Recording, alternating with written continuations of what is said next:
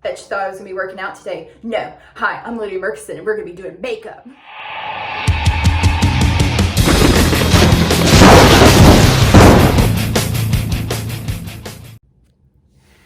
The thing about making videos is that I have to sound like I'm yelling at my husband from the other room or the next building.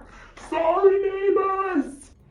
So now that we've got that out of the way, let's start with pinning back our hair. I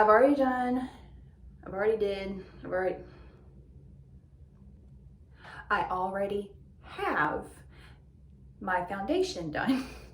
So now all I have to do is my concealer after I pin back this pretty little hair chunk. It'll work. Okay. All right. So concealer. Also, this is not a tutorial. This is just me talking and you watching me put my makeup on poorly. Okay, so let's get started. I am not looking you in the eyes because I have my viewfinder. Many of you are cringing already. I am so sorry. Again, if you have anything to tell me, please leave it in the comments. Please be nice. It's okay. I understand. Oh yeah, and this is the tool that I work with. So yeah, many of you will be triggered, but that's okay. Because as a wise woman once told me, I will leave her name out of this, but I will mention her again probably once I get her permission to mention her in this or in another video, that makeup cannot be applied a wrong way. Now, many of you are saying, yes, it can be, but, or it just can't be done the wrong way because everybody has their own way of doing things. Not everybody does things the same. And the tool that I work with is the tool that's always with me at all times. Okay, so you. And many of you are saying, this is why you need to use a beauty blender or something like that. That's fine. That's fine. I know. I agree. But of course, I never do anything right. There is a point to today, now that I've interrupted myself through the power of editing. Thank you, Adam. So the point of today is to tell you a story that I've told every student that I've had, anybody who I feel like needs a laugh. It's the best, most anticlimactic story I have, and many of you are like, click. But no, bear with me. Today, I'm going to tell you the story of how I fell through the ceiling. I'm gonna put the concealer down eventually, but the whole thing with falling through the ceiling is, it starts with Gigi. And y'all are like, you're putting your grandma in this? No, Gigi's my sister, and she calls me Coco. And yes, it may sound like okay, I finally put the concealer down, and like my application process, this story had no direction. So here we go. All right, so Gigi, she was in college at the time, and I was in high school. I was a junior. I had my suede knee-high brown boots on. I thought it was so cute, but no. Okay, I don't, my boots. I love boots. Anyway, so Gigi was, we were cleaning out my parents' attic, and she was labeling the boxes, doing all that kind of stuff, and I was the designated lackey who had to do the heavy lifting of moving the boxes to wherever they were going to go. So, we got a good system going. We're, doing the whole, Gigi labels. You look in a box and whoever's in it, you label what it is, and then it gets put wherever. Okay, we come across my great aunt's Christmas dishes. And since it's Christmas stuff, but it's stuff that we don't use, or that we didn't use at the time, I think somebody's using them now, but since it was something that we didn't use immediately or initially, it gets put all the way in the back of the attic with the other Christmas things. And the Christmas things are on this elevated platform in, you know, the catacombs. So Gigi labels a box, she hands it to me, and she says, take this to the very back of the Christmas section. And the very back of the Christmas section is the very back of the attic. So I'm like, aye, aye, mo capitan. And I take the box. I have to be very careful. It's great aunties. And I go up the few steps, and I was about to put that all over my nose. And I just, you know, I'm feeling good about this whole thing. I look cute, I feel cute, I'm, you know, doing something good for mom and dad. You know, what could go wrong?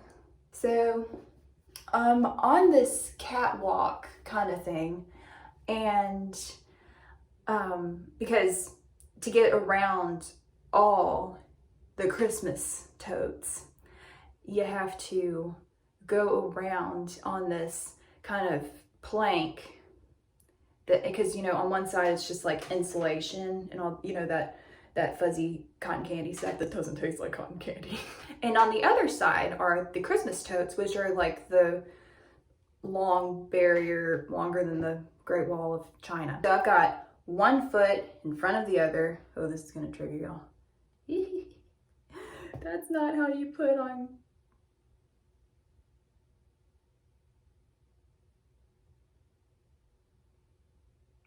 contour. And I'm just walking steady, no big deal. But y'all remember those boots from earlier? Yeah, they're coming into play. They still looked good, but on the soles of these shoes, they had a few problems because they were balder than the tires that you see on some of these cars. These shoes were not as faithful as I thought they would be. And, you know, as careful as I was being, I was still wearing not the proper shoes to work. So I suddenly felt my foot slip. And instead of catching myself, I kept going this way. And I just kept going this way. And suddenly I stopped, and I'm hanging over the tote, you know, like in this great, you know, pose. It was, you know, somebody called Vogue. And yeah, I kind of was like, what happened? Because, you know, my knees up here, like at my neck, and I'm just like hanging. And I looked down, because I'm just like, there's the tote like in my face, and, you know, I'm like, what happened? I look down and see a fan, like a ceiling fan. And I look past the ceiling fan and I see my parents' bed.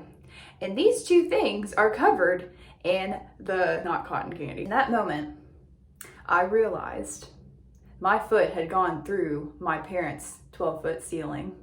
So I did what any 16, 17-year-old would do, and I start freaking out.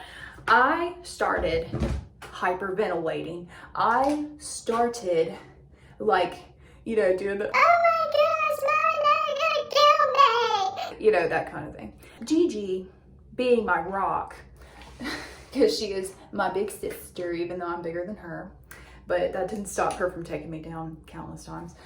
But anyway, I digress. Well, I had Gigi. So Gigi worked me through this. So Gigi was behind me. Okay, so I'm hanging on the tote, yeah, whatever. And she's behind me, and she's like, okay, I've got an idea. And I'm like, I'm ready for it. Gigi's gonna save me. She's like, you wait here, I'm gonna go get help. And I'm like, looking at her like, okay, I'm not going anywhere, but okay. I guess she meant don't go any further down, I guess. So, you know, nobody's really home, so I don't really know who she was gonna go find. But I mean, I'm trusting my big sister. You know, she's got 4.5 years on me. I knew that she was gonna do something good. Okay, so I'm like, Gigi's gonna save me. Gigi's got this. So, you know, I'm watching her, okay? I watched this whole thing. So Gigi, she turns around because she's on a mission now. She's gonna save her baby. So she turns around, and in that moment, it was unbelievable that this woman smacks her head on a supporting beam, forehead. She just walked into it, bap. And so, you know, just to paint this picture for you, her head hit that thing so hard that it echoed throughout the attic. Her skull smacked into that so hard, it almost like sounded like it vibrated, like the shingles may have vibrated. Her hair, beautiful sunshine hair, rippled. I couldn't believe it. I'm watching her, I'm like, okay, I'm not gonna get saved, am I? And it was in that moment that she says, "You think you can get yourself out?"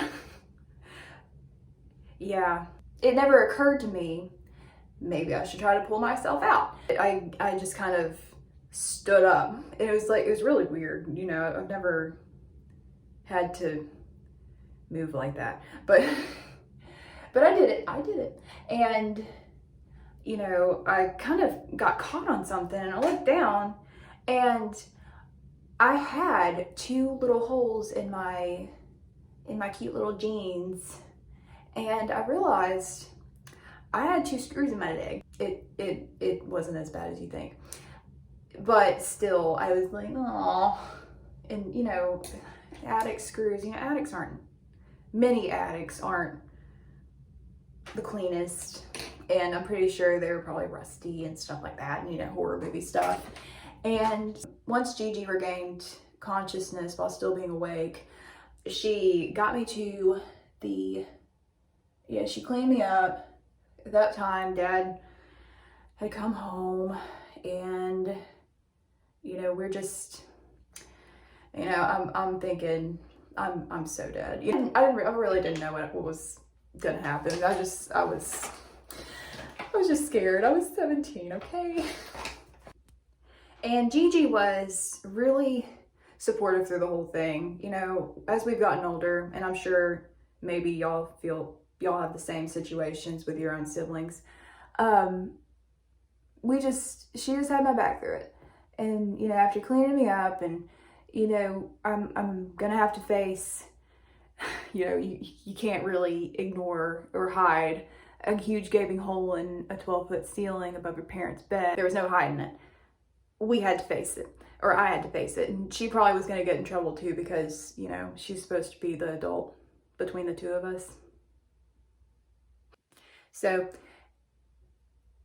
we go downstairs, and you know, Dad's, you know, he's doing whatever, and so I'm like, Dad, I need you to just come here. I just need you to come with me. And I've got, of course, Gigi didn't chicken out. She was with me. And so we go to Mom and Dad's bedroom, and you know, I'm just kind of like, there you go. You know, big coward. So Dad is like, you know, he has this like man stance, you know, like looking up at it. And I'm waiting, and the suspense is killing me. And he was like, here it goes. And he says something I'll never forget. And that is, you know, I did this very thing at a customer's house when I was doing a bid, and it was above their nursery. My foot just went right through, and thankfully the baby wasn't there, but it was still like. Another time that I've gotten off the hook when I didn't think I was going to, was when I rode the turn lane this one time. So in my life, in high school, I was in the drama club or theater club, whatever you want to call it. And I would go to rehearsals, but right after this one day, I had to stop by my house, or my parents' house.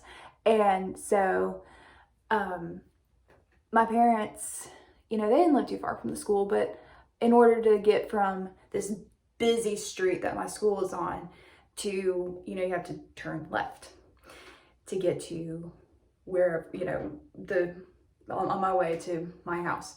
So I was, on this long line at the red light, just, waiting to get into the turn lane because, there was just so much traffic, and usually the turn lane wasn't that backed up. Okay, so I just decided, since all these cars were, speeding past me down this turn lane, that I was just gonna, do it too. I kind of zoomed into the turn lane and started going down. But then I realized there were two police officers out of their car, and they were just flagging people down in the turn lane and writing tickets.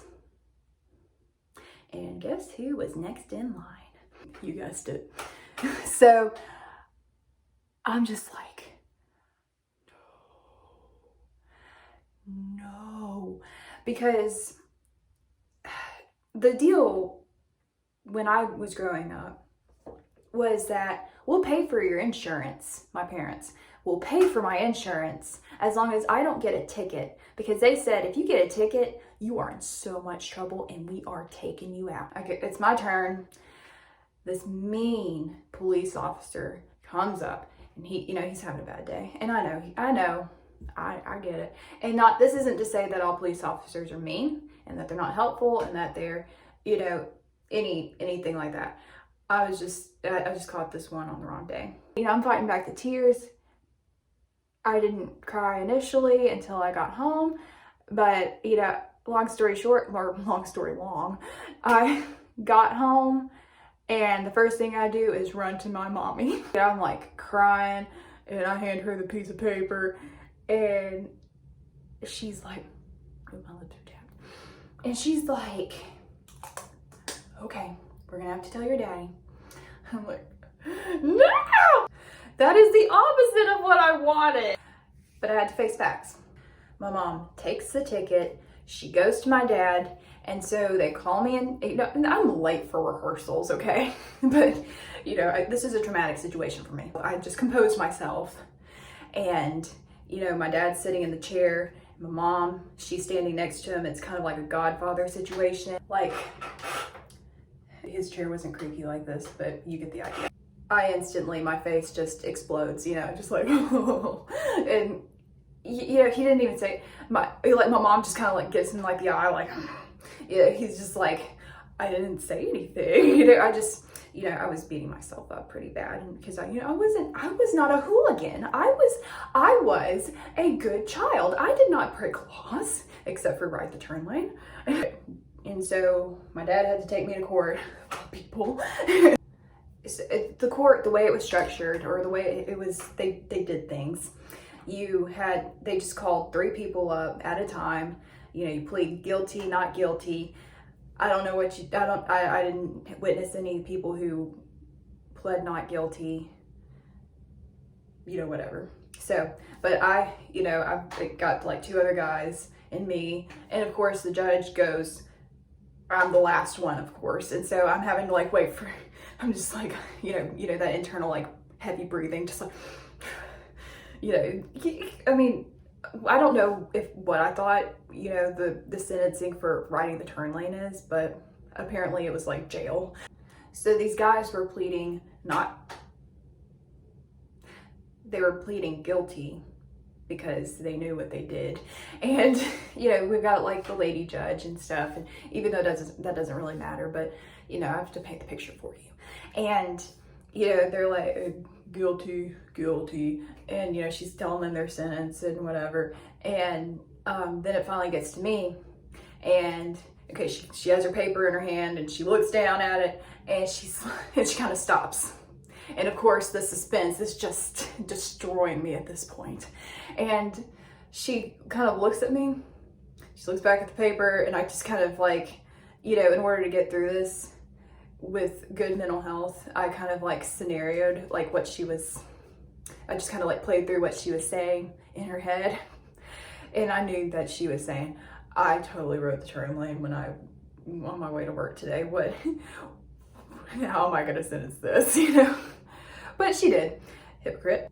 And I had to go to driving school because I didn't go to driving school whenever I was in high school. But it was fine. It was slap on the hand, whatever. Yeah. But yeah, that was my trouble with the law. And, oh yeah, there was a point to this story. I knew you would catch on to it. So my dad calls me. This, you know, it's like years later. And he calls me and he's like, hey, you sitting down? And I'm like, yeah. And he goes, well, you need to be, because you'll never guess, I got a ticket. And I was like, oh, were you getting on down the road in that truck? You know, just like, whatever. And he's like, no, I rode the turn lane. And I'm like, really? And so he's like, yeah, you'll never guess where too. And I'm like, oh, let me think. And he goes, yeah, same spot you did. And I'm like, were they just flagging people down? And he wasn't laughing at that point, but he was, you know, he was just like, oh, you know, just unbelievable. And so yeah, long story even longer. That's just a part of my life that I wanted to share with you while I did makeup poorly. And I hope that you enjoyed this video. If you did, like, share, subscribe, and just comment down below what you want to see next. I may be cooking. You never know with me. So, thanks for coming on this journey with me. Outro. Stay fit, do your push-ups. It's not very fitting for this video, is it? How about stay beautiful,